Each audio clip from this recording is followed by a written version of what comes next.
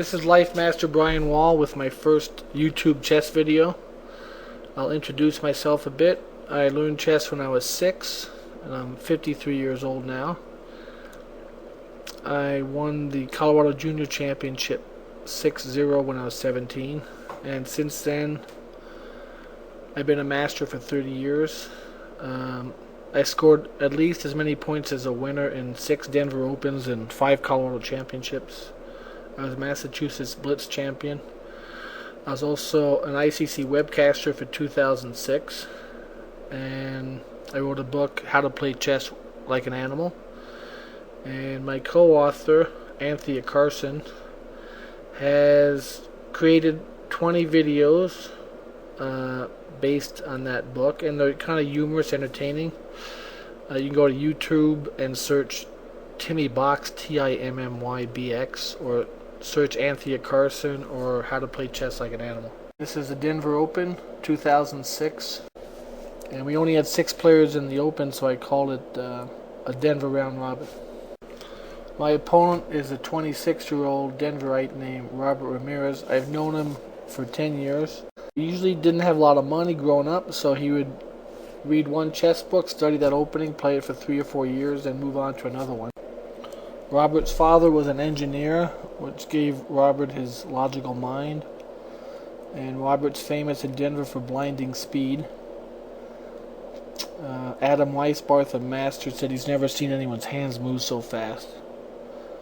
And Robert and I have played thousands of blitz games, and we've shared ideas. We're like chess buddies. And the opening he chose for this game is the Najdorf.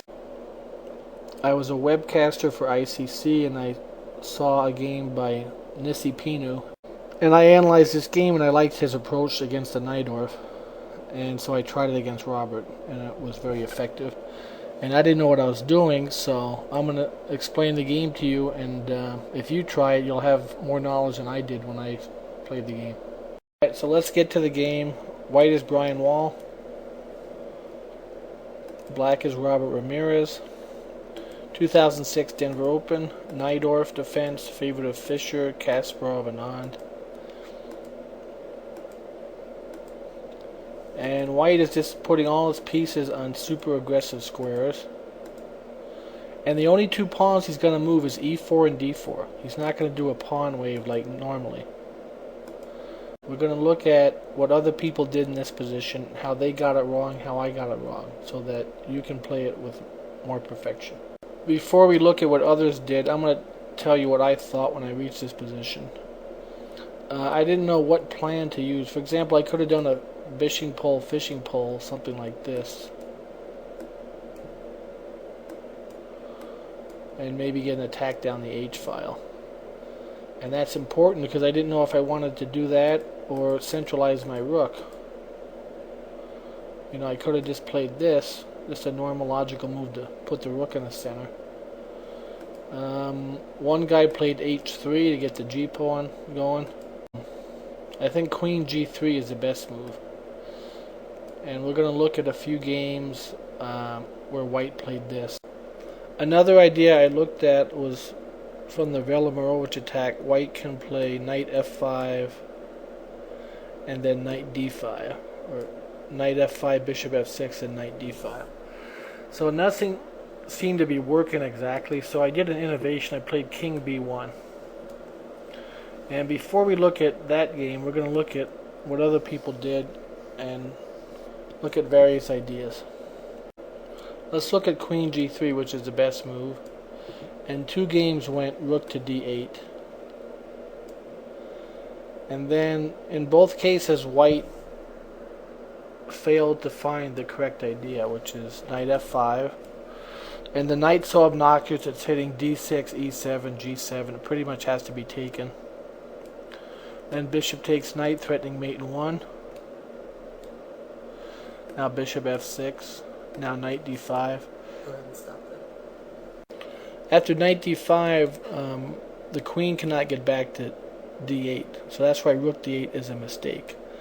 Now, in my game, I figured it out and played the correct sequence, but in 2 games before me, White failed to execute the maneuver because it's kind of a hard thing to see. Normally, the way I move, I try to move like a computer. I look at every legal move, and I had already seen knight f5, knight d5 when I was thinking on my 11th move. So when an opportunity came to play it where it worked really well, it was already in my bag of tricks. In this position, because my king's not on b1, bishop takes pawn check, king takes bishop, queen a5, and now I believe pawn takes pawn is very strong. Bishop f5, knight f6 check, king h8, rook d5, and I'm going to get back this bishop at f5, and black's pawns are going to be a mess. And something similar happens if he doesn't take the pawn. If king h8, I just play knight e3. I'm threatening rook d5, rook d6, f6. His position's a mess. Bishop f7 too. White's in good shape there, black's in bad shape. Luxembourg, 1998. Paul Oberweis versus Alain Schartz. Missed it 3 times. He played queen g3, rook d8, f4, bishop d7, rook he1, b5, and now white played e5. Now if we go back a move, white can play knight f5, knight d5 here, and the rook is blocking the queen, and we'll get our piece back with a nice attack. Then if we go back to move 13, he can also play it here.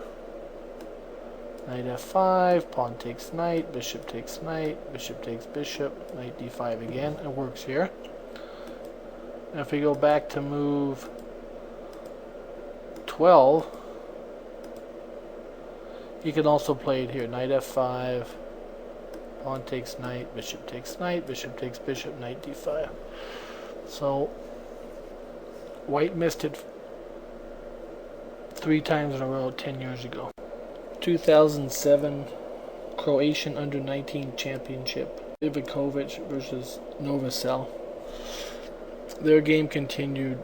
Queen g3, rook d8. And again, white missed the chance for knight f5. White played king b1 like I did. And bishop d7 would transpose into my game with Robert Ramirez. Black played b5. And then white did play knight f5. He actually had a better move. Bishop f6, bishop f6. Knight takes knight, queen takes knight, knight d5. If pawn takes knight, the bishop will spear the rook in a8. And if he doesn't take the knight, then this bishop is kind of stranded, nowhere to go, nowhere to be protected. So his pawns are going to get messed up on the king side. This is the end of part 1. See part 2 for the thrilling conclusion.